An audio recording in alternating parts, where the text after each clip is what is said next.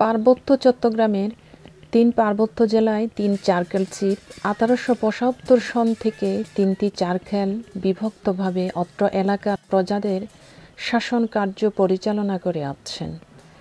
চারকেল ৩টি হল মং চারকেল, চাকমা চারকেল ও বোমাং চারকেল।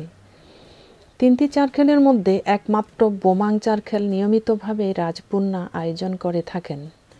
বর্তমানে ১৬তম রাজার এটাই প্রথম রাজপুণ্য। বোমাং চারকেলের প্রজাদের খাজনা ১১৪টি মৌজার হেডম্যানরা উত্তোলন করে রাজপুণ্যার সময় জুমের খাজনা সহ ও ভ্যাট ১ বছরের সকল খাজনা চারকেল চিফের কাছে প্রদান করে থাকেন।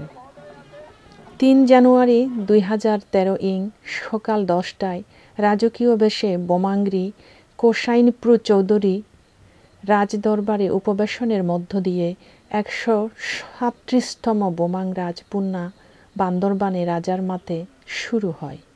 এতে প্রশাসনের সকল কর্মকর্তা ও নেতাকর্মীরা উপস্থিত ছিলেন। অনুষ্ঠানে আদিবাসী জনগণ ছাড়াও বিপুল সংখ্যক ও আদিবাসী জনগণের সমাগম ঘটে। ২০১৩ সাল বাংলাদেশের জন্য বয়ে নিয়ে আসুক সাফল্য, সম্প্রীতি। রাজপুণ্যার ১৬তম বোমাংরির প্রথম রাজপুণ্য, তার মেয়ে হিসাবে বোমাং সার্কেলের সকল জনসাধারণের প্রতি জানাচ্ছি শুভকামনা, শুভেচ্ছা।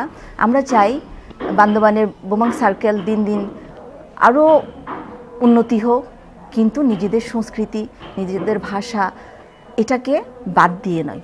বান্দরবান অনেক একটা রিচ একটা জায়গা। এখানে পাহাড়ি বাঙালি মোট ১৩টা সম্প্রদায় আমরা একসাথে বাস করি।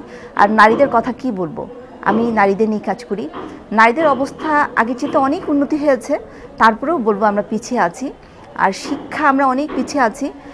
আমার নতুন রাজার কাছে, নতুন ১৬তম রাজার কাছে নারীদের পক্ষ থেকে আমাদের আর্জি হলো উনি যেন শিক্ষার দিকটা, বিশেষ করে নারীদের শিক্ষার দিকটা যেন উনি প্রায়োরিটি দেন।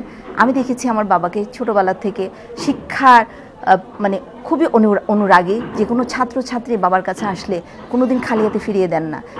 তা সেই দিক দিয়েই আমি আশা করব বর্তমান রাজা শিক্ষাকে প্রথম গুরুত্ব দিবেন, এবং বিশেষ করে নারীদের। তাহলে হয়তো বান্দরবান সত্যিকারে সুন্দর সম্প্রীতি একটা বান্দরবান এবং ক্ষমতায়ন একটা বান্দরবান, জেন্ডার সেন্সিটাইজ একটা বান্দরবান হবে। প্রতি বছর ঐতিহ্যগত এই রাজপুণ্য আনন্দমুখরভাবে পালন হয়ে আসছে।